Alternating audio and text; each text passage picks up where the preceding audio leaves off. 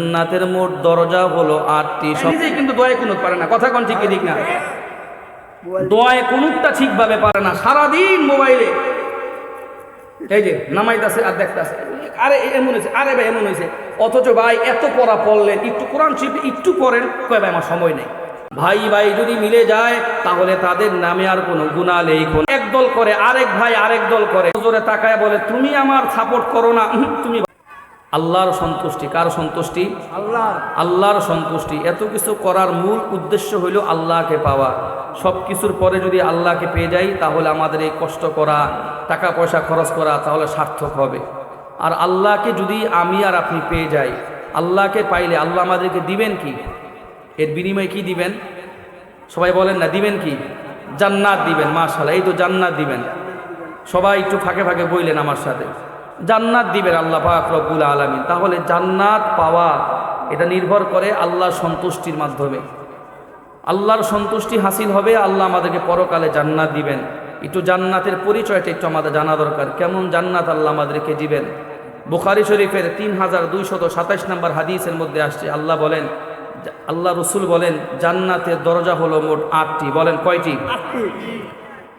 قال رسول الله صلى الله عليه وسلم في الجنة 8 أبواب فيها باب يسمى الريان لا يدخله إلا الصائمون। আল্লাহর রাসূল সাল্লাল্লাহু আলাইহি ওয়াসাল্লাম ইরশাদ করেন জান্নাতের মোট দরজা হলো 8টি। সবাই বলেন কয়টি? 8টি। আল্লাহর রাসূল বলেন এই 8টি দরজার মধ্যে একটি দরজা এমন আছে যেই দরজার নাম হলো বাবুর রায়্যান। এই বাবুর রায়্যান নামক দরজা দিয়ে শুধুমাত্র ওই সমস্ত মানুষগুলো প্রবেশ করবে যারা নাকি মাহে রমজান মাসে আল্লাহর সন্তুষ্টির জন্য সুন্দরভাবে পুরা রোজাগুলো রাখে। তাহলে জান্নাতের দরজা পাইলাম 8টি। এবার শুনবো জান্নাতের দরজার উপরে লেখা আছে কি। দেখেন অনেক বাড়ির মধ্যে লেখা আছে মুসাফির ভবন, মা বাবা ভিলা, বিভিন্ন নামে, খান বাড়ি, চৌধুরী বাড়ি, খা বংশ, বিভিন্ন জিনিস লেখা থাকে। তো জান্নাতের দরজার মধ্যে লেখাটা আছে কি? হাদিসের মধ্যে আসছে আস-সিলসিলাতুস সহিহা কিতাবের 3407 নম্বর হাদিসের মধ্যে আসছে জান্নাতের দরজার মধ্যে স্বর্ণ দিয়ে লেখা, অর্থাৎ স্বর্ণাক্ষরে অনেক দামি একটা কথা লেখা আছে। আল্লাহ রাসূল ইরশাদ করেন ক্বালা রাসূলুল্লাহি সাল্লাল্লাহু আলাইহি ওয়াসাল্লাম আস-সাদাকাতু বিআশরি আমসালিহা والقرض ب18। আল্লাহ রাসূল বলেন জান্নাতের দরজার মধ্যে স্বর্ণ দিয়ে স্বর্ণাক্ষরে লেখা আছে দুনিয়ার কোনো মানুষ যদি আল্লাহর রাস্তায় 1টা টাকা দান করে তাহলে আল্লাহ তার আমলনামার মধ্যে কমপক্ষে 10টা নেকি আর সওয়াব দিয়ে দেন। আস-সাদাকাতু বিআশরি আমসালিহা। আর যদি কোনো মানুষকে 1টা টাকা করদে হাসানা দেয়, অর্থাৎ আপনার কাছে একজন মানুষ এইটা বলছে ভাই আমার মেয়েটাকে আমি বিবাহ দিব, তুমি আমাকে 50,000 টাকা ধার দাও। আপনি যদি তাকে বলেন 50,000 টাকা ধার দিব, শর্ত হইল প্রতি মাসে মাসে তুমি যদি আমাকে 2,000 টাকা করে তুমি আমাকে সুদ দাও। এরকম করে যদি কোনো মানুষ সুদ চায় তাহলে তার নেকি হইল না। আল্লাহর রাসূল বলেন কোনো মানুষ কোনো সুদের বিনিময় নয়, একমাত্র আল্লাহর সন্তুষ্টির জন্য যদি কোনো মানুষকে দান করে ওয়াল করদু ব18। আর যদি ঋণ দেয়, করদে হাসানা দেয়, এই করদে হাসানার বিনিময়ে আল্লাহ পাক রব্বুল আলামিন তার আমলনামার মধ্যে 18 গুণ নেকি আর সওয়াব দিয়ে দেন। তাহলে দান করলে 10 নেকি আর ঋণ দিলে কত নেকি? 18 গুণ নেকি। আল্লাহ আমাদেরকে এই নেকের কাজটা করার তৌফিক দান করুক, বলেন আমিন। এখন তেমন হয়েছে টাকা ধারা চাইতে আগেই ভয় লাগে, আইরে টাকা নিয়ে আনি ফুইটা টুইটা যায়। এখন এগুলাই কিন্তু বেশি হয়, টাকা ধার দেন যারে দিছেন এর আর খুঁজা পাওয়া যায়, এর পিছে দৌড়াইতে দৌড়াইতে জোতার তুলি ক্ষয় হয়ে যায়, কথা কোন ঠিক কিনা? তো যারা নেয় আল্লাহ তাদেরকেও যেন হেদায়েত দান করে যে আরেকজনের কাছ থেকে নিছি তাকে যেন মেরে দেওয়ার যেন চেষ্টা না করি। এবার এই জান্নাতের দরজা দিয়ে কাদেরকে ডাকা হবে, কাদেরকে ডেকে ডেকে প্রবেশ করানো হবে? বুখারী শরীফের 1897 নম্বর হাদিসের মধ্যে আসছে 3 কম 1900 হাদিসের মধ্যে আল্লাহ রসুল 4 ধরনের মানুষের কথা বলেছেন। হাদিসের মধ্যে 4 ধরনের মানুষদেরকে ডেকে ডেকে জান্নাতের মধ্যে ঢুকানো হবে। সুবহানাল্লাহ বলেন।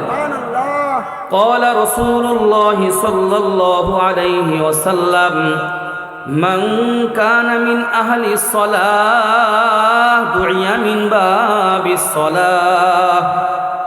আল্লাহ রসুল বলেন, দুনিয়ার যে মানুষগুলো 5 ওয়াক্ত নামাজ সুন্দরভাবে যারা আদায় করে, চাই সে নারী হোক অথবা পুরুষ হোক, চাই সে ধনী হোক অথবা গরিব হোক, চাই সে বংশীয় মানুষ হোক অথবা অবংশীয় মানুষ হোক, আল্লাহ রসুল বললেন দুনিয়ার যে মানুষটা 5 ওয়াক্ত নামাজ সুন্দরভাবে সে আদায় করবে, কিয়ামতের ময়দানে একটা দরজা এমন থাকবে যেই দরজাটার নাম হবে বাবুস সালাহ, অর্থাৎ নামাজওয়ালা দরজা। এই দরজা দিয়ে ডেকে ডেকে তাদেরকে জান্নাতের মধ্যে প্রবেশ করায় নেওয়া হবে। আল্লাহ রসুল বললেন আরো একটা দরজা থাকবে, ওমান কানা মিন আহলিল জিহাদ দুইয়া মিন বাবিল জিহাদ। আল্লাহ রসুল বললেন এমন একটা দরজা আছে যে দরজার নাম হলো বাবুল জিহাদ, অর্থাৎ দুনিয়ার মধ্যে যে সমস্ত মানুষগুলো আল্লাহর জন্য, যারা আল্লাহর জন্য ইলাহি কালিমাতুল্লাহর জন্য যারা যুদ্ধ করে, ওই যে আফগানিস্তানের মধ্যে মানুষ জিহাদ করে, ফিলিস্তিনের মধ্যে মানুষ যারা জিহাদ করে, ইরাকের মধ্যে, ইরানের মধ্যে যে সমস্ত মানুষগুলো একমাত্র আল্লাহর জন্য যারা জিহাদ করে, কিয়ামতের ময়দানে এমন একটা দরজা থাকবে যেই দরজা দিয়ে জিহাদ করেওয়ালা মানুষদেরকে ডেকে ডেকে জান্নাতের মধ্যে প্রবেশ করায় দেয়া হবে। আল্লাহ রসুল বললেন আরেকটি দরজা এমন হবে, ওমান কানা মিন আহলি সিয়াম দুইয়া মিন বাবির রায়্যান। আর যে মানুষগুলো পবিত্র মাহে রমজান মাসে সুন্দরভাবে যারা রোজা রাখে, অর্থাৎ রোজা রাখতে যাইয়া যে বান্দা কোনো গীবত করে না, রোজা রাখতে যাইয়া যে বান্দা ইফতারি করে, কোনো সুদের টাকা দিয়েছে ইফতারি করে না, রোজা রাখতে যে মানুষটা ডাকাতি করা টাকা, চুরির টাকা দিয়ে যে বান্দাটা ইফতারি করে না, যে বান্দাটা সাহারি খায় না, আল্লাহ রসুল বলেন এমন মানুষকে কিয়ামতের ময়দানে এমন একটা দরজা থাকবে যেই দরজাটার নাম হবে বাবুর রায়্যান। এই রায়্যান নামক দরজা দিয়ে ডেকে ডেকে তাদেরকেও জান্নাতের মধ্যে প্রবেশ করায়া দেয়া হবে। এরপরে আল্লাহ রসুল বললেন ওমান কানা মিন আহলি সাদাকা, দুনিয়ার মধ্যে যে মানুষগুলো একমাত্র আল্লাহর সন্তুষ্টির জন্য দান করে, সদকা করে, কখনো মাদ্রাসার মধ্যে দান করে, কখনো মসজিদের মধ্যে দান করে, কখনো এলাকার উন্নয়নের জন্য রাস্তার মধ্যে টাকা পয়সা দেয়, কখনো খেদমতে খলকের জন্য টাকা দেয়, কখনো হিলফুল ফুজুল সংগঠনের মধ্যে টাকা দেয়, কখনো বিধবা নারীদেরকে টাকা দেয়, কখনো এতিম সন্তানদেরকে যারা টাকা দেয়, আল্লাহ রসুল বললেন ওমান কানা মিন আহলি সাদাকা দুইয়া মিন বাবিস সাদাকা।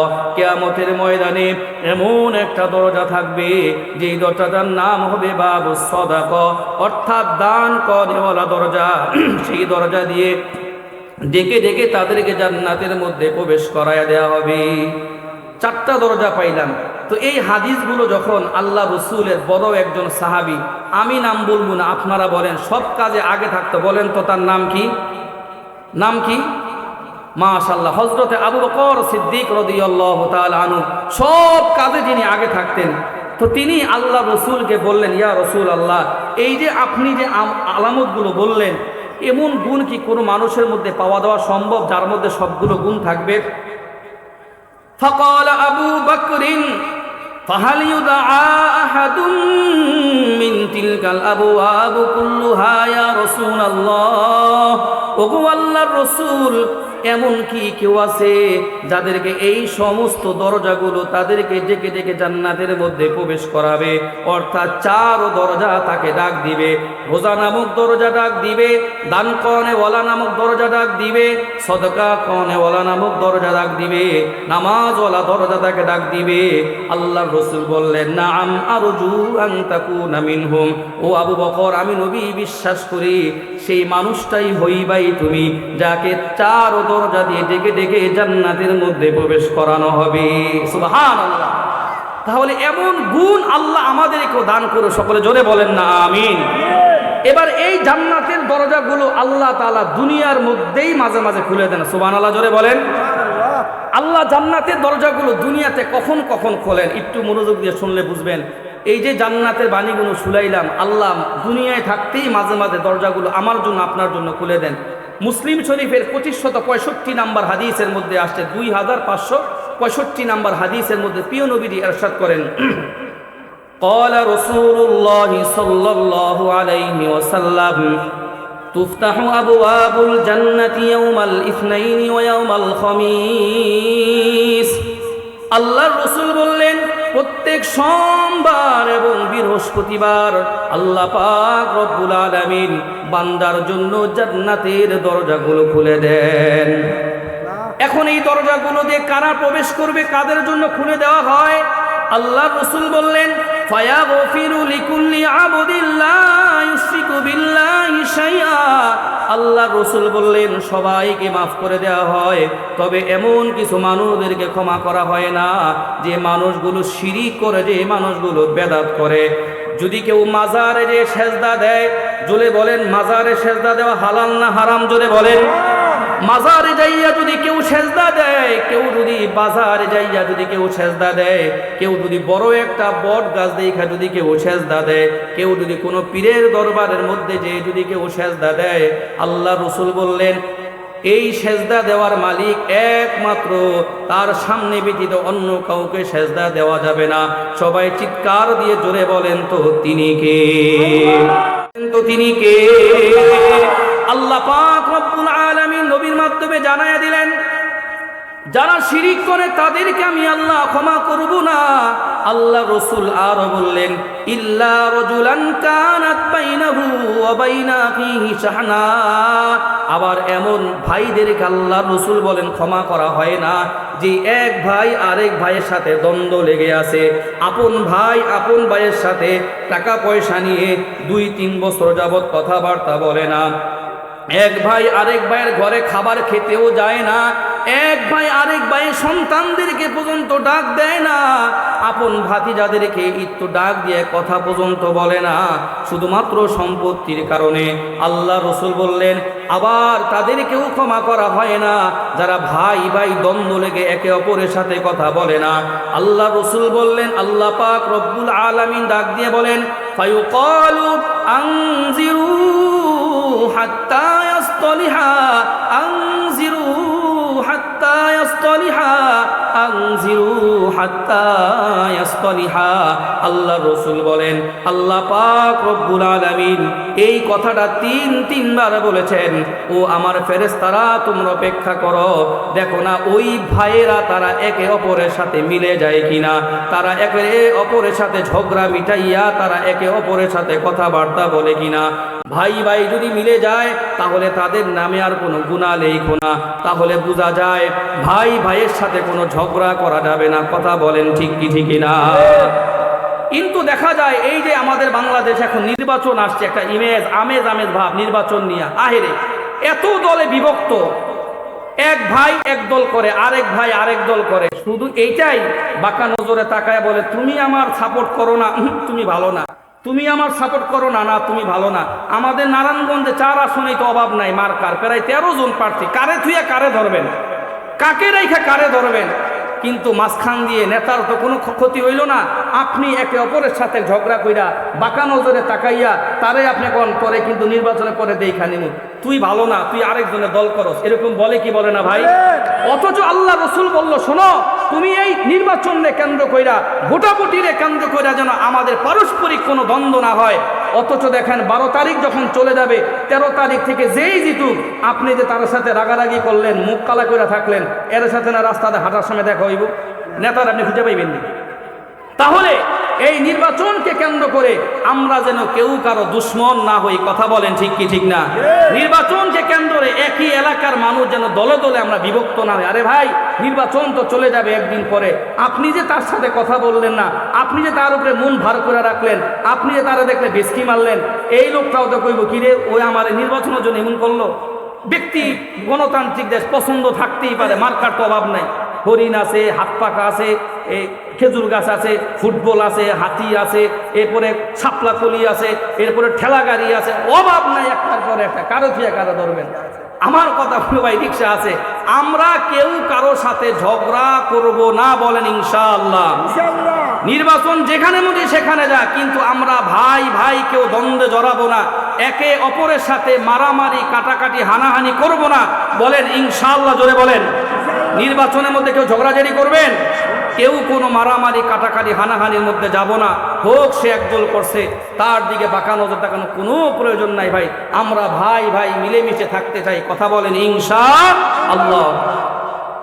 এরপরে আসেন, আল্লাহ রসুল বললেন আরো এক সময় দরজাটা, জান্নাতে দরজা খুলে দেওয়া হয় কখন? বুখারী শরীফের 3277 নম্বর হাদিসের মধ্যে প্রিয় নবীজি ইরশাদ করেন, قال رسول الله صلى الله عليه وسلم إذا دخل رمضان فتحت أبواب الجنة وغلقت أبواب جهنم وسلسلة الشياطين। আল্লাহ রসুল বললেন, যখন মাহে রমজান মাস চলে আসে, তখন আল্লাহ পাক রব্বুল আলামিন জান্নাতের সমস্ত দরজাগুলো তিনি খুলে দেন। ইদা দাখালা রমাজান ফুতিহাত আবওয়াবুল জান্নাতি ওয়া গুলিকাত আবওয়াবু জাহান্নাম, জান্নাতের দরজাগুলো খুলে দেওয়া হয় এবং জাহান্নামের সমস্ত দরজাগুলো বন্ধ করে দেওয়া হয়। ওয়াসুনসিনাতিশ শায়াতিন, এবং শয়তানকে শিকলের মধ্যে আবদ্ধ করে দেওয়া হয়। তাহলে এই যে আমাদের সামনে যে রমজান মাসটা আসতেছে, এই রমজান মাসে জান্নাতের দরজাগুলো খুলে দেওয়া হয়, জাহান্নামের দরজাগুলো ভাই বন্ধ করে দেওয়া হয়, শয়তানকে শিকলের মধ্যে আবদ্ধ করা হয়। এত কিছু করার পরেও আমরা দেখি এমন কিছু মানুষ আছে, রমজান সারা যেরকম দুষ্টামি ফাইজলামি করত, রমজান মাস আসার পরেও সে এখনো পর্যন্ত আগের মতোই দুষ্ট রয়ে গেল, আগের মতোই সে নামাজ সে কাজা করে, এখনো পর্যন্ত সে রমজান মাস আসবার পর রোজাটা পর্যন্ত ঠিকভাবে রাখে না। এরকম মানুষ সমাজের মধ্যে আছে না নাই, জোরে বলেন। তাহলে আল্লাহ রসুল বললেন, জান্নাতের দরজাগুলো খুলে দেওয়া হয়, জাহান্নামের দরজাগুলো বন্ধ করে দেওয়া হয়। বলে কাদের জন্য জান্নাতের দরজা খুলে দেওয়া হবে? যারা নাকি সুন্দর মতো, যারা নাকি রোজা রাখবে, যারা নাকি সুন্দর মতো কোরআন তেলাওয়াত করবে। আল্লাহ আমাদের জন্য সেই জান্নাতের সুশীতল ছায়ার ব্যবস্থা করে দিন, চিৎকার দিয়ে বলেন আমিন। তাইলে আমি বলছিলাম 3টা উদাহরণ দিব। একটা পাইলাম বৃহস্পতিবার এবং সোমবার জান্নাতের দরজা খুলে দেওয়া হয়, আরেকটা পাইলাম পুরা রমজান মাসে জান্নাতের দরজা খুলে দেওয়া হয়, সুবহানাল্লাহ। আরেকটা শোনেন, আরেকটা আমল, ছোট্ট আমল কি? মুসলিম শরীফের 234 নম্বর হাদিসের মধ্যে প্রিয় নবীজি ইরশাদ করেন, এই যে আমরা যারা যারা ওযু করি, ওযু করার পর আল্লাহ রসুল বলেন, কোনো মানুষ যদি ওযু করার পর কালেমায়ে শাহাদাতটা পাঠ করে, বলেন কি? কালেমায়ে শাহাদাতটা যদি কোনো মানুষ পাঠ করে, কন্টিনিউ যদি সেই আমলটা করে, তার জন্য জান্নাতের 8টি দরজা খুলে দেওয়া হয়, সুবহানাল্লাহ, জোরে বলেন। আল্লাহ রসুল বলেন, ইয়াদখুলু মিন আইয়িহা শা, 8টা দরজার যেইটা দিয়ে তোমার প্রবেশ করতে মনে চায়, ওইটা দিয়েই তুমি জান্নাতে প্রবেশ করবা। قال رسول الله صلى الله عليه وسلم ما منكم من أحد يتوضأ فيبلغ أو فيسبغ الوضوء ثم يقول أشهد أن لا إله إلا الله وأشهد আশহাদু আন্না মুহাম্মাদান আবদুল্লাহি ওয়া রাসূলুহু। এক riwayat-এর মধ্যে পাওয়া যায় আব্দুল্লাহি ওয়া রাসূলুহু, অথবা আপনি যদি পড়েন আবদুহু ওয়া রাসূলুহু তাহলেও কোনো সমস্যা নাই। অর্থাৎ আপনি সুন্দর করে উযু করবার পর শাহাদাত আঙ্গুলটা আকাশের দিকে তুলে পারলে পড়বেন, অথবা এমনি যদি আকাশের দিকে তাকাইয়া কালেমায়ে শাহাদাতটা পাঠ করেন। আল্লাহর রাসূল বললেন, কোন মানুষ যদি 5 ওয়াক্ত ফরজ নামাজের পর সব সময় কালেমায়ে শাহাদাত পাঠ করে, চাই সে নারী হোক অথবা পুরুষ হোক, চাই সে ধনী হোক অথবা গরীব হোক, এই মানুষটার জন্য আল্লাহ পাক রব্বুল আলামিন জান্নাতের সমস্ত দরজাগুলো খুলে দেন। ইয়াদখুলু মিন আইয়িহা শা, বান্দার যে দরজা দিয়ে প্রবেশ করতে মনে চায় সেই দরজা দিয়েই সে জান্নাতে প্রবেশ করবে। তাহলে আমি বলেছিলাম 3টা উদাহরণ দিব হাদিস থেকে, আল্লাহ যে দুনিয়ার মধ্যে আমাদের জন্য জান্নাতের দরজাগুলো খুলে দেন। 3টা পাইলাম, একটা হলো বৃহস্পতিবার আর সোমবার, মনে থাকবে তো ভাই? আরেকটা হলো পুরা রমজান মাস, আরেকটা হলো অজুর পরে শুধু কালেমায়ে শাহাদাত পাঠ করা। পড়তে পারবেন তো ইনশাআল্লাহ? আল্লাহ তৌফিক দান করুন আমাদের সকলকে, জোরে বলেন আমিন। আমাদের সামনে আরেকটি মহামান্বিত রজনী আসতেছে, নামটা যেন কি? শবে কদর। কি কোন? লাইলাতুন নিসফি মিন শাবান, মানে শবে বরাত। শবে বরাত আল্লাহ রাসূল তার হাদিসের মধ্যে বলেন, قال رسول الله صلى الله عليه وسلم إذا كان ليلة النصف من شعبان فقوموا ليلها وصوموا نهارها فإن الله تعالى ينزل فيها بغروب الشمس إلى السماء الدنيا فيقول ألا من مستغفر فاغفر له ألا من مسترزق فارزقه ألا من مبتلى فاعافيه ألا كذا حتى يطلع الفجر। আল্লাহ রাসূল বললেন, লাইলাতুন নিসফি মিন শাবান যখন আসে, অর্থাৎ শাবান মাসের 15তম রজনী যখন আসে, এই যে আমাদের বাংলাদেশে আগামী মঙ্গলবার দিবাগত রাত্রে যে আমরা ইবাদতটা করব, এই ইবাদতটার নাম হলো লাইলাতুন নিসফি মিন শাবান। আল্লাহ রাসূল বললেন, দুনিয়ার কোনো মানুষ যদি এই শবে বরাতের রজনীতে যদি কোনো বান্দা যদি সুন্দরভাবে আমল করে, বান্দা কিভাবে আমল করবে? কিছু সময় বান্দা তেলাওয়াত করবে, কিছু সময় বান্দা জিকির আজকার করবে, কিছু সময় বান্দা আল্লাহ পাক রব্বুল আলামিন দরবারে বান্দা কান্নাকাটি করবে। আল্লাহ রাসূল বললেন, ইদা কানা লাইলাতুন নিসফি মিন শাবান ফাকুমু লাইলাহা ওয়াসুমু নাহারাহা ফাইন্নাল্লাহা তাআলা ইয়ানজিলু ফিহা বিগুরুবিশ শামসি ইলাস সামাইদ দুনিয়া। ওই রজনীতে আল্লাহর রহমতটা প্রথম আসমানের মধ্যে চলে আসে। আল্লাহ পাক রব্বুল আলামিন ডাকতে থাকেন, আলা মিন মুস্তাগফিরিন ফাগফির লা, কে আসো ক্ষমা প্রার্থনাকারী, কে আসো ক্ষমা চাহনেওয়ালা, আমি আল্লাহ পাক রব্বুল আলামিনের কাছে তুমি ক্ষমা চাও। অর্থাৎ তুমি গুনাহ করেছো, তুমি পাপ করেছো, আমি আল্লাহ পাক রব্বুল আলামিনের কাছে ক্ষমা প্রার্থনা করো। আল্লাহ বলে, বান্দা আমি আল্লাহ তোমার সমস্ত গুনাহগুলো, শিরিক ব্যতীত সমস্ত গুনাহগুলো আমি আল্লাহ ক্ষমা করে দিব। আল্লাহ পাক রব্বুল আলামিন বললেন, আল্লাহ রাসূলের মাধ্যমে আমরা জানতে পারলাম, আল্লাহ ডাক দিয়ে বলতে থাকে, আলা মিন মুস্তাগফিরিন ফাগফির লা। আল্লাহ বলে, বান্দা পাহাড় সমপরিমাণ গুনাহ করেছো, ও বান্দা তোমার স্ত্রী দেখে নাই, তোমার সন্তান দেখে নাই, তোমার মা দেখে নাই, তোমার বাবা দেখে নাই, আহারে গোপনে এত গুনাহ করেছো। তোমার বউ যদি একবার জানতো তাহলে এই বউ আর কোনোদিনও তোমার সংসার করতো না, বাবার বাড়ির মধ্যে হয়তো বা চলে যাইত। তোমার সন্তান যদি জানতো, আহারে আমার বাবা এত খারাপ, তোমার সন্তান কোনোদিনও তোমার বাবা বলে হয়তো বা ডাক দিত না, সন্তানকে আদর করে আর হয়তো বা ঘরের মধ্যে তুলে নিত না। আল্লাহ বলে, বান্দা যত গুনাহ করেছো আমি আল্লাহর কাছে তুমি ক্ষমা প্রার্থনা করো, আমি আল্লাহ তোমার সমস্ত গুনাহগুলো ক্ষমা করে দিব।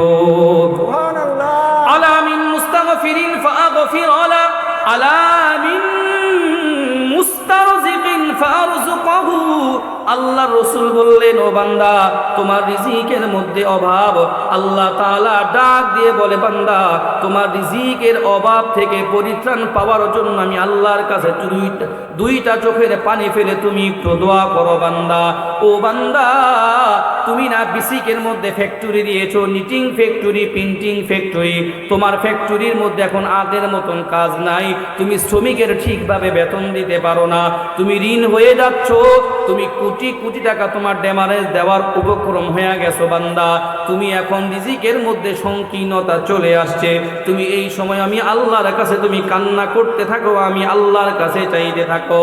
আল্লাহ পাক রব্বুল আলামিন ডাকতে থাকে, আলা মিন মুস্তারজিকিন ফারযুকহু, বান্দা চেয়ে দেখো আমি আল্লাহ দিয়ে দিব। এরপরে আল্লাহ বলেন, আলা মিন মুবতালান ফাআফিয়াহু, ও বান্দাকে তুমি বিপদের মধ্যে পড়ে রয়েছো, মিথ্যা মামলার মধ্যে তুমি জর্জরিত, সামাজিকভাবে তুমি অবহেলিত, অথবা রাষ্ট্রীয়ভাবে তুমি এই মন করে অবহেলিত অবস্থার মধ্যে পড়ে আসো, যত বিপদ আপদ তোমার হয়েছে না কেন, তুমি একমাত্র আমি আল্লাহর কাছে চাইতে থাকো, আমি আল্লাহ তোমার বিপদ আপদগুলো পর্যন্ত একটা একটা করে দূর করে দিব। চিৎকার দিয়ে বলেন না সুবহানাল্লাহ। আল্লাহ রাসূল বললেন, আল্লাহ পাক রব্বুল আলামিন এইভাবে কতক্ষণ পর্যন্ত ডাকেন, আলা মিন মুবতালান ফাআফিয়াহু, আলা কাজা হাত্তা ইয়াতুলু আল ফজর।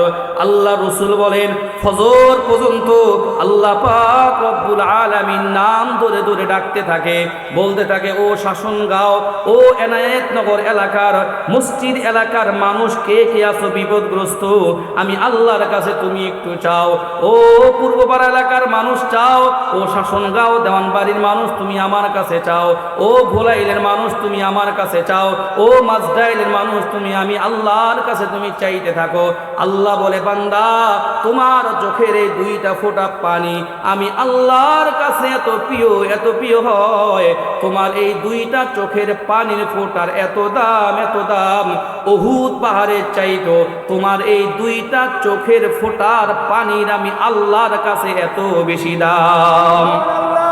তাহলে আল্লাহর কাছে চাওয়া যাবে তো ভাই? ইনশাআল্লাহ আল্লাহর কাছে চাইতে থাকতে হবে। নিরাশ হওয়া যাবে যদি বলেন, কোনো নিরাশ হওয়া যাবে না। প্রিয় ভাইয়ের আমার, এই মাদ্রাসার তাহসিনুল কোরআন, তাহসিন শব্দের অর্থ হলো সুন্দর সুন্দর, কোরআন তো কোরআন আমরা জানি। এই যে ছাত্রদের উদ্দেশ্যে মাহফিলটা হচ্ছে, এই ছাত্রদের যারা কোরআন পড়ে তাদের অবস্থাটা কি একটু শোনেন। আল্লাহ রসুল হাদিসের মধ্যে বলেন, হ্যাঁ নিজেই কিন্তু দোয়া কুনুত পারে না, কথা কোন ঠিক ঠিক না, দোয়া কুনুতটা ঠিকভাবে পারে না, সারাদিন মোবাইলে এই যে নামাইতেছে আর দেখতেছে, আরে এমন হয়েছে, আরে ভাই এমন হয়েছে, অথচ ভাই এত পড়া পড়লেন, একটু কোরআন শরীফ একটু পড়েন, কয় ভাই আমার সময় নেই। কি নাই ভাই? তো মোবাইলে তারপরে 5 ঘন্টা সময় কাটাইলেন, একটু পড়েন, না না না না ভাই আমার সময় নেই, অজু নেই ভাই। আচ্ছা অজু লাগবো না, কোরআন শরীফ এমনি দেখা পড়েন, ভাই পড়তে পারি না ভাই। এই যে শুরু হয়েছে নাটক। হন তাহলে বোঝা গেল আমরা যারা কোরআন করি না, কোরআন না পড়তে পারার কারণে দিন দিন শুধু আল্লাহর থেকে দূরে সরে যাচ্ছি। কথা বলেন ঠিক কি ঠিক না? আমার ভাইয়ের, আমার বন্ধুরা, আল্লাহ পাক রব্বুল আলামিন আল্লাহ রাসূলের মাধ্যমে জানায় দিলেন, সহিহ ইবনে হিব্বান কিতাবের 124 নাম্বার হাদিসের মধ্যে আল্লাহর রাসূল বললেন, খুব মনোযোগ দিয়ে ভাই হাদিসটা শুনবেন। আল্লাহ রাসূল বললেন, ক্বালা রাসূলুল্লাহ সাল্লাল্লাহু আলাইহি ওয়াসাল্লাম, আল কুরআনু শাফিউন ওয়া মুশাফফা মান জালাহু আমামা কাদাহু ইলাল জান্নাহ ওয়া মান জালাহু খালফা যহরিহি কাদাহু ইলান নার। আল্লাহ রাসূল বললেন, দুনিয়ার যে সমস্ত মানুষগুলো আল্লাহর কোরআনকে যারা সুন্দর করে পড়ে, আল্লাহ রাসূল বললেন এই পবিত্র কোরআনটা হলো এমন, এই কোরআনটা হলো সুপারিশকারী, যার সুপারিশটা কাল কিয়ামতের ময়দানে গ্রহণ করা হবে। চিৎকার দিয়ে বলেন না সুবহানাল্লাহ। এই কোরআন আপনার ব্যাপারে সুপারিশ করবে বলে আল্লাহ এই এনায়েতনগরের মসজিদের পাশে তাহসিনুল কোরআন যে বালক বালিকা মাদ্রাসাটা ছিল, হাফেজ মাওলানা জুবায়ের আহমদে যে মাদ্রাসাটা ছিল, এই মাদ্রাসার মধ্যে আমি আমার সন্তানকে ভর্তি করাইছিলাম। আল্লাহ, আমি আমার সন্তানকে কোরআন সহি শুদ্ধ করে পড়ানোর জন্য আল্লাহ চেষ্টা করেছিলাম। বান্দা নিজেও মাঝে মাঝে এসে কোরআনটা নিয়ে পড়ার জন্য চেষ্টা করত। আল্লাহ পাক রব্বুল আলামিনের কাছে কাল কিয়ামতের ময়দানে এই কথাটা বলা আর কোরআন তার ব্যাপারে বলবে, আল্লাহ হা হা, এই বান্দাটা নিজের সন্তানটাকে তাহসিনুল কোরআন মাদ্রাসার মধ্যে আল্লাহ ভর্তি করাইছিল, তার সন্তানটাকে তাহসিনুল কোরআন মাদ্রাসার মধ্যে পড়াইয়া আল্লাহ সে হাফেজ বানাইছিল। আল্লাহ, আমি কোরআন আপনার কাছে সুপারিশ করলাম, আল্লাহ আপনি আমার সুপারিশ গ্রহণ করে এই হাফেজের পিতা মাতাকে আল্লাহ আপনি ক্ষমা করে দেন। আল কোরআন শাফিউন ওয়া মুশাফফা মান জালাহু আমামা কাদাহু ইলাল জান্নাহ, যে নাকি কোরআনকে সামনে রাখবে এই কোরআন তাকে টেনে টেনে তাকে জান্নাতের মধ্যে নিয়ে যাবে, আর এই কোরআনকে যে পিছনে রাখবে এই কোরআন তাকে টেনে টেনে তাকে জাহান্নামের মধ্যে ফেলে দিবে। এই যে ভাই সামনে আমাদের সামনে একটা মাস আসতেছে, এই মাসটার নাম হলো পবিত্র মাহে রমজান মাস। কত যুবক ভাই তুমি এমন আছো, তুমি না একটু কোরআন শরীফ পড়তে পারো না, তুমি না সুন্দর করে কোরআন শরীফটা দেখে দেখো না তুমি পড়তে পারো না। রমজান মাসের আগে আগে তুমি নিয়ত করো, এই রমজান মাসে 30 দিনের ভিতরে আমি অন্তত কায়দাটা যেন শেষ করতে পারি, অন্তত 4টা সূরা যেন আমি মুখস্থ করতে পারি, অন্তত দোয়ায়ে কুনুতটা যেন সহি শুদ্ধ করে শিখতে পারি, অন্তত তাশাহুদটা যেন শিখতে পারি, অন্তত দুরূদ শরীফটা যেন শিখতে পারি। এরকম হিম্মত যদি আপনি করেন, মনে রাখবেন এই কোরআন আপনাকে কাল কিয়ামতের ময়দানে ধাক্কাইতে ধাক্কাইতে জান্নাত পর্যন্ত পৌঁছায়া দিবে। কোরআন পড়তে রাজি আছি তো আমরা সবাই ইনশাআল্লাহ? রমজান মাস আসতেছে, তেলাওয়াতের মাস। বলে রমজান মাস কিসের মাস? তেলাওয়াতের মাস। প্রত্যেক মসজিদে মসজিদে হাফেজদের আরে সুর, কি মজা কোরআনের মধ্যে। দেখবেন এক একজন হাফেজরা হাত বাঁধবে আর সাথে সাথে তেলাওয়াত শুরু করে দিবে। আলহামদুলিল্লাহি রাব্বিল আলামিন আর রহমানির রহিম মালিকি ইয়াউমিদ্দিন ইয়্যাকা না'বুদু ওয়া ইয়্যাকা নাস্তাঈন ইহদিনাস সিরাতাল মুস্তাকিম সিরাতাল লাযীনা আন'আমতা আলাইহিম গায়রিল মাগদুবি আলাইহিম ওয়ালাদ-দাল্লিন। তেলাওয়াত শুরু হয়ে যাবে। আলিফ লাম মিম যালিকাল কিতাবু লা রাইবা ফীহি হুদাল লিল মুত্তাকিন আল্লাযীনা ইউমিনুনা বিল গায়বি ওয়া ইয়াকিমুনাস সালাতা ওয়া মিম্মা রাযাকনাহুম ইউনফিকুন ওয়াল্লাযীনা ইউমিনুনা বিমা উনজিলা ইলাইকা ওয়া মা উনজিলা মিন ক্বাবলিক ওয়া বিল আখিরাতি হুম ইউকিনুন উলাইকা আলা হুদাম মির রাব্বিহিম ওয়া উলাইকা হুমুল মুফলিহুন। আল্লাহু আকবার। জোরে বলেন, সবাই বলেন কোরআনের মধ্যে মজা আছে না নাই? জোরে বলেন। আল্লাহর এই কোরআনটা যখন আব্দুর রহমান আল সুদাই যখন তেলাওয়াত করবে মক্কা শরীফের মধ্যে, আলহামদুলিল্লাহি রাব্বিল আলামিন আর রহমানির রহিম মালিকি ইয়াউমিদ্দিন ইয়্যাকা না'বুদু ওয়া ইয়্যাকা নাস্তাঈন ইহদিনাস সিরাতাল মুস্তাকিম সিরাতাল লাযীনা আন'আমতা আলাইহিম গায়রিল মাগদুবি আলাইহিম ওয়ালাদ-দাল্লিন।